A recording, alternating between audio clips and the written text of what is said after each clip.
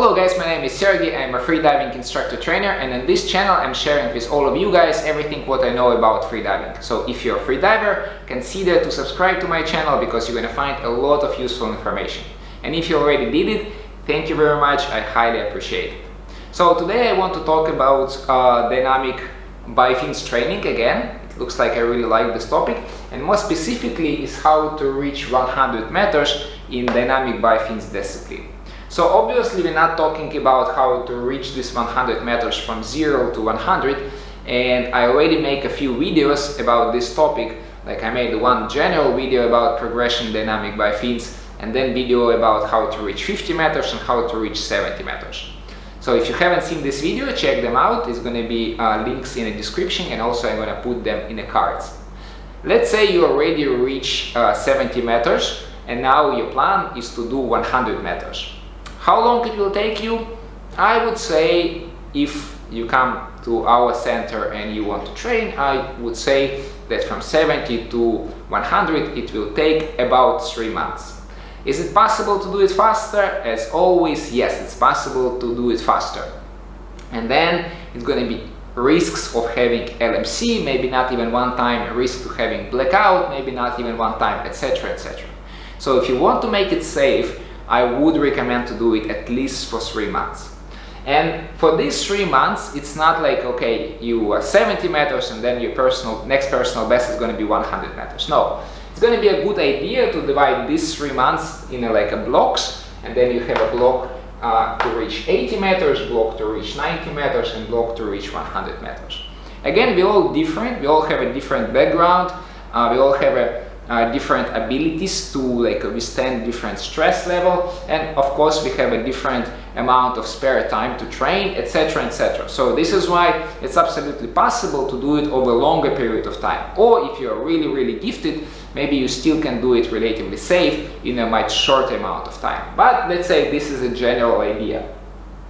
So guys, when you reach 70 meters and you're planning to go further, make sure you have already eliminate few mistakes. First of all, your buoyancy. Make sure your buoyancy is absolutely correct. Quite often, even on this stage, freedivers still sometimes slightly positive. It means that when they're gliding, they're still going up a little bit. So make sure you're not a such freediver. So before to progress after 70 meters, again, make sure that your buoyancy is correct. Another one is streamlining. So make sure, of course, you're not looking forward, make sure your shoulders relax and you are in a perfect trim position. Of course, your kicking needs to be really good already. So if you reach 70 meters by luck or just be a really tough person and your kicking is still not that good, I would recommend not to progress for a while and improve your kicking. And don't forget, you can improve your bifin kicking even if you don't have access to the water. I already did some video about how you can train coordination for dynamic bifins even on land. So you can find the link in the description, and it's going to be also in cards.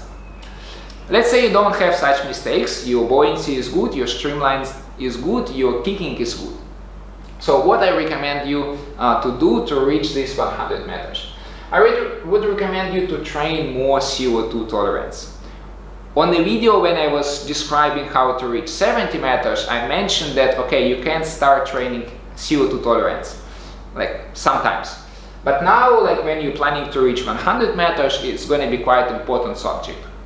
How you can train CO2? You can do a classical CO2 training. It is when you do some dynamic distance, and then your recovery time between your attempts is getting shorter and shorter and shorter. However, you can make it more simple, and you can do again certain distance, and recovery is going to be always the same, and it's always going to be small. How you can start this? So for example, when I have a student who already have a 70 meters and we want to start doing this type of training, in the beginning we're going to do relatively long rest between attempts. So let's say my student is doing 40 meters and then we have a rest, let's say for 2 minutes. In this case, it's hard to say that it is a CO2 training. Let's say it's more like a technical training. And then if we do it for half an hour, if let's say 30 minutes, we do 40 meters again and again with 2 minutes rest, and there is no urge to breathe at all, then on the next training session, we might be going to decrease our recovery time, and we're going to do 150 recovery. So 1 minute 50 seconds all the time during this 30 minutes training. And then again, we're going to see if there is any urge to breathe, and if freediver is also able to finish this whole 30-minute exercise. And then again, if it's too easy, on the next one, we may be going to do 1 minute 40 seconds. So I think you got my idea. So when you're training, let's say in this period, and when you do a CO2 training, CO2 tolerance training, then on each session you can reduce your recovery time. But don't reduce it dramatically, because if you drop down your recovery time, let's say to 30 seconds, and you can only do a few attempts, and then you couldn't continue because you like have so strong urge to breathe, then it means that you went too far. So what you want to find recovery time which you can sustain for the whole, let's say, 30 minutes session, if you're training for 30 minutes. Why 30 minutes? Because let's say if it's you and your body, more likely it's 30 minutes your body is doing safety for you, and then another 30 minutes you doing safety for your body. So this is one of the versions how it's possible to do CO2 tolerance training. So you choose the distance, let's say in our pool, more likely we do 40 meters, and then you reduce the rest, you reduce recovery time on each training sessions. Also, it's possible to do in a more extreme way. It is when the distance can be even smaller, let's say 20 meters, but then recovery between these attempts can be 1, 2, or 3 breaths. You can call it CO2 training for dynamic 1 breath. And again, I already did the video about such training before. It's going to be linked in the description again. So guys, CO2 training, how often to train? If you're training 3 times per week, then maybe once one training session can be CO2 training session. Again, in this part, it's going to be still maybe not really hard CO2 training, but more close you to 100 meters, the more maybe it's going to be more intense CO2 training. So let's say recovery time is going to be shorter. So the next one is a mental training. Again, on my previous video about how to swim 70 meters, I already mentioned that you should start training this aspect as well. Don't forget, freediving is a mental sport, so it's really important to be mentally strong as well. So first of all, on previous video I mentioned that you need to start to believe in yourself. You need to start to believe that your training is improving you, and you are the person who can do this distance. And it sounds simple, but actually it's quite often that freedivers have this problem. So quite often my students, when we are training, they still sometimes don't believe that they can do this distance. I see their technique improved dramatically, I see their CO2 tolerance is improved, but they don't believe in themselves, and this is why we need to work on this part as well. So this is a mental training. And also what you can do, you can do like 70 to 80% from your max. Let's say if your max 70 meters, again, it doesn't have to be 70, 80 meters, but it should be like less than your max. So for example, if your max is 70 meters, then maybe once per week you're gonna do, let's say, 60 meters. And you're not just simply doing 60 meters. You kind of like preparing yourself that it's going to be almost maximum swim. You are kind of believing in yourself. You're saying, yes, I can do this distance. Doesn't matter if I feel not really good. Doesn't matter if I feel urge to breathe. I'm going to do this distance. And then you swim this 60 meters, and remember, if your maximum is 70, more likely the 60 meters is within your limits, right? If you're still in a good shape.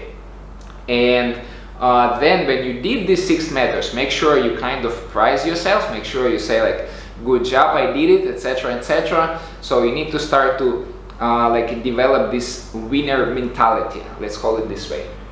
And also what you can start training is a lactate training. So don't forget, when you do a long distance, maybe 100 meters is not that long distance, but let's say when you do 120 or 140, at the end of this swim, you're going to feel pretty lactic. You're going to feel that your legs have this burning sensation. and you need to get used to it as well. Again, for 100 meters maybe it's not that important, but it's going to be foundation for the future progression. So maybe you can do it once, maybe like in these parts, in the 80 and 90 meters blocks, you can do it once per 2 weeks, or maybe maximum once per week. And then like on this block, you definitely can do it once per week. So how you can do it? There is some variations. And for example, what I like to do sprints. I already made a video about how to do dynamic by fin sprints. Just sprints or sprints with resistance. Check it out. It was just a few weeks ago, or I think like less than a week ago. So check it out. So guys, one more time, what my point? Don't try to be too fast with your progression. Apply like a general principle of periodization. So for example, like to reach 80 meters, you're improving your technique, you're improving your CO2 tolerance, you work a little bit on your mental part, you work a little bit on your lactate training, and then when you're feeling strong, then you can do 80 meters. And then you start another blocks, you reach 90 meters, and another block you reach 100 meters. Some people need more time, so if you need more time, feel absolutely free. There is no like a golden standard that it should be reached in 3 months. Maybe it's going to take you 4 months or maybe 5 months. It depends on your lifestyle, etc, etc.